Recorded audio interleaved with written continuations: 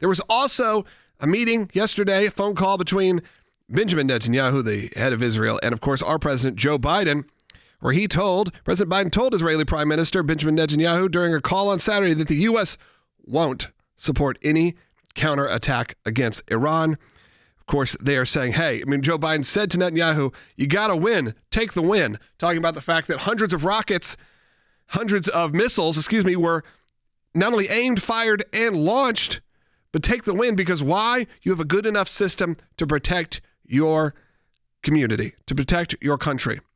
We know, though, we saw what happened in October. Sometimes it's overtaken. This was because somehow we knew about this. The U.S. was able to also get involved, support essentially the ground control of all of these missiles with the Iron Dome. Of course, you've seen all that footage where they get shot down. It's an amazing sight, but can you imagine being there? And we're going to have people on this broadcast who have been there, who have seen it, who have seen those night skies lit up with the missiles and the counterattacks. It's really disturbing that the U.S. would do this. How do you feel about Joe Biden's response to Benjamin Netanyahu saying, we're not going to get involved anymore. Take the win. Take the win. Take the win that your country was attacked. Even if it was unsuccessful, your country was attacked. Take the win. Let's go to Robert in Maryland, who's calling on line 1. We good with that? Robert, you're on the air. Hi, how you doing, Logan? Is the United States going to retaliate against Iran for the ballistic missiles and cruise missiles that were launched against Israel, also in light of the fact that Iran has been attacking American troops in both Syria and Iraq since October 7th of last year? Yeah, do I think they're going to? Right now, I think they're playing politics with it. I think you have a situation where we're in a political year, we're in an election year, and they're judging everything based on does this protect our country the most? Not does this protect the interest of the United States of America? Not does it support our allies? I think it's, does this affect Joe Biden becoming reelected? And that is a sad place to be in, where one, you have to make that decision, where it can't be one, therefore the other. I want to protect the country, therefore that will also maybe help me in my reelection. But we live in a world where you have the Golden Gate Bridge taken over right now. The Golden Gate Bridge taken over by protesters. And I don't think that you don't have a room of people in the Biden administration, in the Biden, the reelection campaign, not sitting there going, we can't not respond to these people.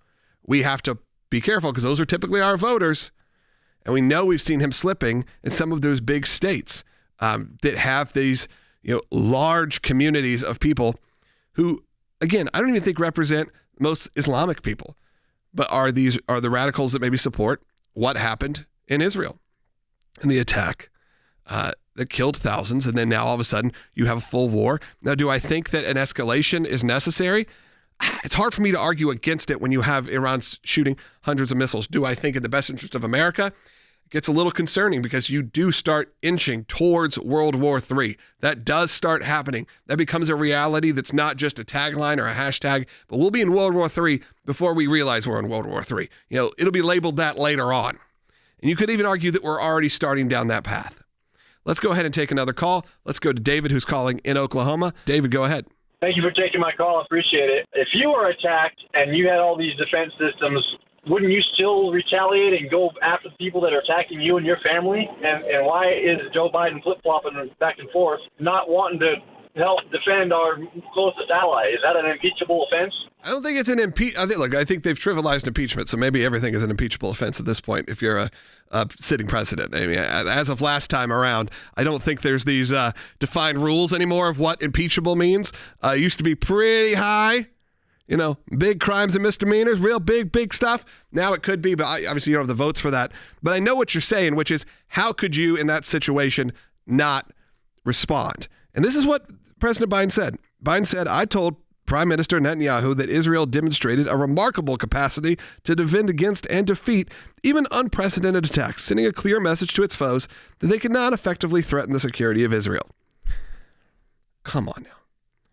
We know what that is. And that is, look, Iran is not stupid. They knew that most likely these missiles were not going to land. That Israel does have this defense Iron Dome that it has to have, by the way, to clearly survive.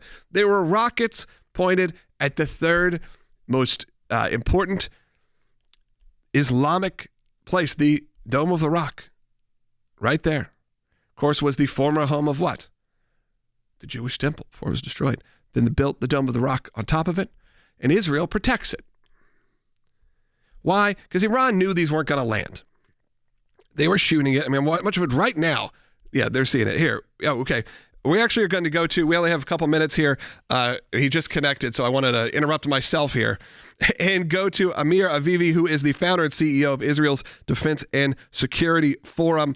I wanted to have you on this broadcast today to give people a bit of understanding, because, look, we went into the weekend anticipating that this attack was going to happen. And I think for people who are kind of unfamiliar with maybe the war games, if you will, that Israel could be prepared and it would happen. And this is just how the escalations start to happen. But from you on the ground, I'd love to hear your thoughts. Well, yeah, Israel anticipated this attack. We had the intel. We knew when it was coming. And Israel, we have been preparing for this scenario 30 years, since the early 90s, when Iraq first time attacked with ballistic missiles Israel, and we had no response. We relied on basically on American capabilities, the Patriot at the time. Since then, Israel has advanced dramatically. We have a multi-layer system and capability to deal with drones, cruise missiles, ballistic missiles, and I think it has proven itself. And of course, the coordination with the U.S., Britain, Jordan was extraordinary. And we managed to really deal with 99% of this attack. And now we have to retaliate. There will be a response, and there will be a strong response to what basically Iran did. I think now there is an understanding that Iran is the main aggressor, is endangering not only Israel and the region, but also the whole globe with its aspiration to nuclear weapons. And it's something that requires a very, very strong response. I agree with you. I think Israel has to respond. And I think it's pretty ridiculous that you have people like our president saying, take the win. And that's what he told Prime Minister Netanyahu, take the win. The Iron Dome worked, and we were able to stop this. Any other situation, if this was over our country, if this was over the United States of America, you could look up and see the missiles coming in and the defenses having to take place. That would not be the response. But it feels like it's only because it's Israel. And when you hear something like that, take the win, knowing that a response is really necessary. How does that make you feel? Yeah, no, definitely. I mean, you cannot win just on defense. You have to be proactive. We saw what happened when we were not proactive in Gaza. At the end of the day, if you are only on defense, at a certain stage, will be attacked, and it's usually in a surprise. We paid a heavy price for not being proactive. We are not going to do that again. We need to defend the people of Israel. We need to deal with this threat. And I think that it's time that the U.S. understands that Iran is endangering the whole globe and not be willing to use power. This reflects not only on the Middle East, but globally. This is stabilizing the whole globe. This might bring China to attack Taiwan. This emboldens the Russians in the Russian-Ukraine war and maybe beyond that.